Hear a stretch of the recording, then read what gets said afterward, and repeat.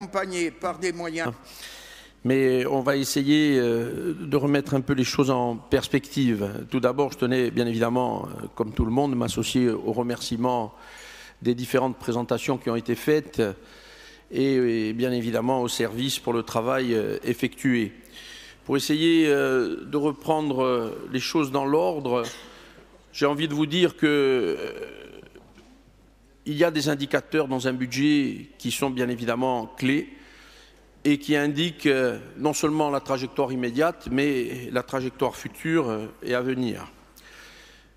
Pour l'immédiateté des choses, si je m'en réfère aux chiffres, et tout le monde peut avoir une interprétation différente, mais dans l'état actuel des choses, la collectivité de Corse affiche un taux d'épargne brute à 16,5%, qui est un ratio bon, il faut se le dire, un très bon ratio, et une capacité de désendettement, même s'il y a quelques virgules à la marge d'erreur qui ont été relevées par Xavier Lacombe, mais qui se situe quand même dans un ratio de désendettement qui reste dans la norme. Alors bien évidemment que la trajectoire, et le président l'a rappelé, et on peut avoir quelques inquiétudes, comme tout le monde.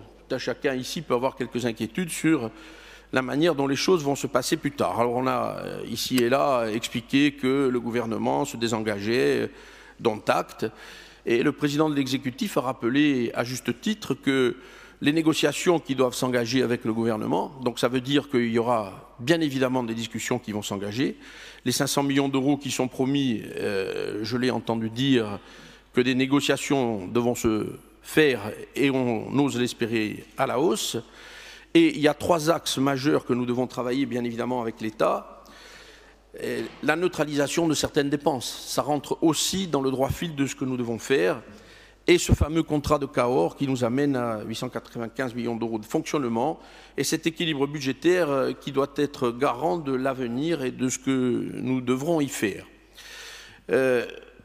En termes d'investissement, lorsqu'on dit un investissement identique, ça veut dire que ce qui s'est passé a bien été réalisé et que les 316 millions d'euros, même si on les reporte et qu'ils vont être abondés par un emprunt, quoi qu'il en soit, les réalisations sont là, et elles ont bien été faites pour l'année qui vient de s'écouler.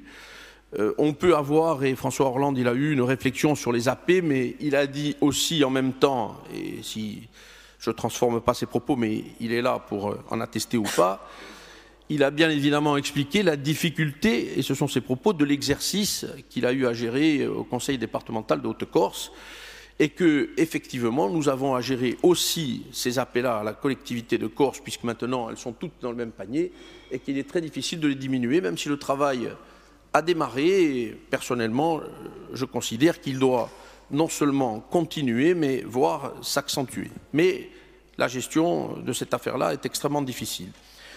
Je voudrais mettre l'accent aussi sur les recettes qui vont manquer à terme à la collectivité de Corse, et ce qui nous amèneront à essayer d'en trouver d'autres. Je suis assez d'accord avec vous. La suppression de la taxe d'habitation, vous l'avez dit, les différentes taxes que le CD2A, le CD2B pouvaient amener. On a parlé de la fiscalité du tabac. La fiscalité du tabac, je rappelle quand même qu'aujourd'hui, c'est quasiment 90 millions d'euros de recettes fiscales qui rentrent annuellement à la collectivité de Corse.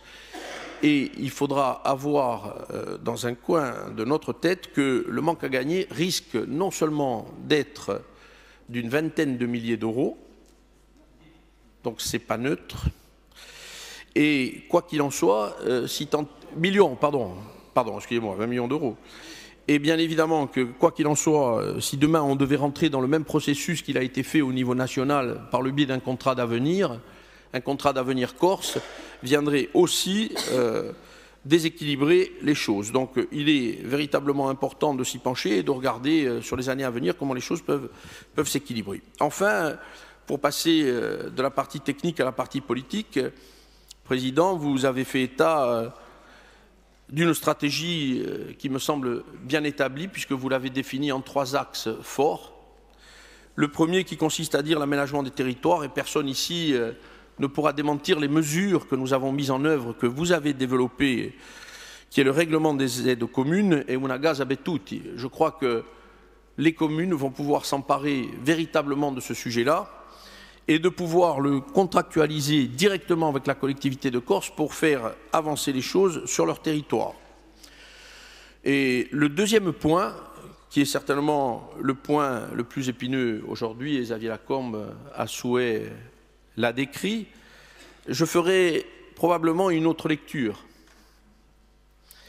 Effectivement, lorsqu'on parle d'environnement, lorsqu'on parle de déchets, la crise actuelle nous ramène à la dure réalité du terrain et des centres d'enfouissement et de tout ce qui peut se construire autour.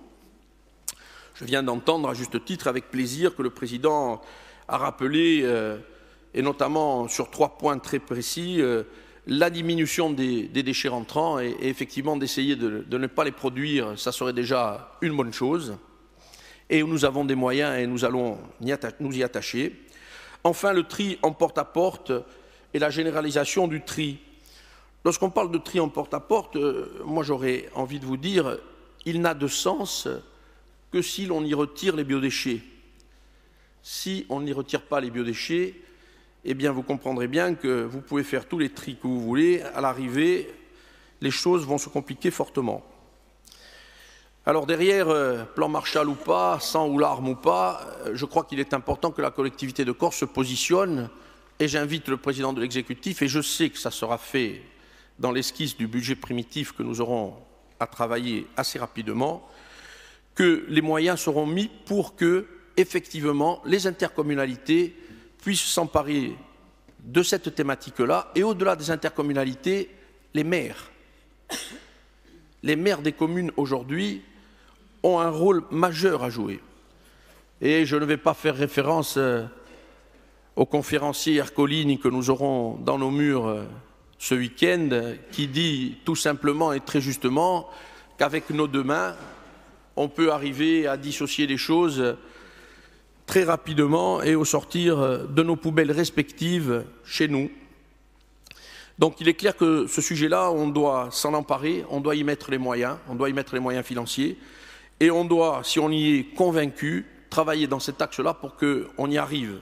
Alors oui, vous parlez de la temporalité, et je vous rejoindrai sur ce point-là. La temporalité aujourd'hui, oui, mais le président a expliqué qu'il y avait d'autres axes à développer. La temporalité, en matière de déchets, je crois qu'il n'est jamais bon de dire à tel horizon nous allons y arriver.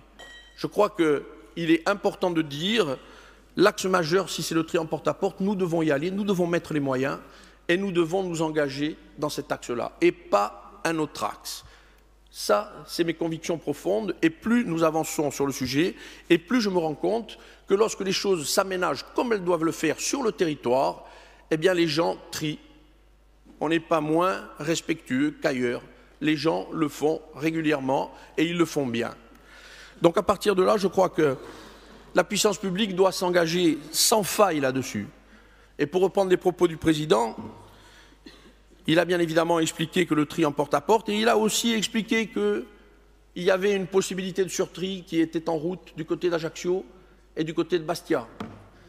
Donc vous pouvez effectivement pas nous faire ce procès-là. Vous avez dit vous-même tout à l'heure, il y avait des difficultés. Nous les avons surmontées tous ensemble.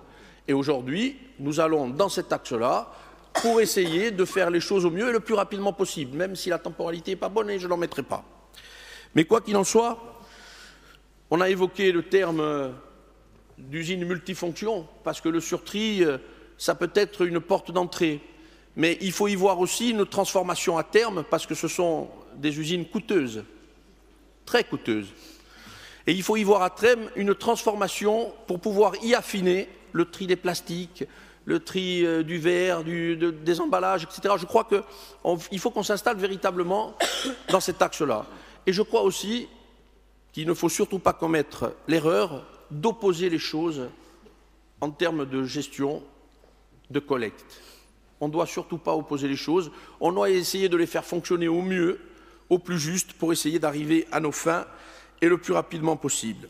Alors après, vous m'avez dit aussi ça coûte cher. Effectivement, on peut penser que ça coûte cher. La collecte sélective est une collecte de substitution. Je repréciserai ici qu'une collecte de substitution, lorsque nous collections hier quasiment 6 jours sur 7 des ordures ménagères, aujourd'hui, nous collectons le lundi les emballages, le mardi les biodéchets, le mercredi les OMR, le vendredi à nouveau les biodéchets et le vendredi des emballages. Alors, il n'est pas nécessaire de faire de la pédagogie, je crois que tout le monde a compris comment est-ce que ça fonctionnait, mais il est besoin de le rappeler. Et je ne vois pas où est-ce que ça coûte plus cher.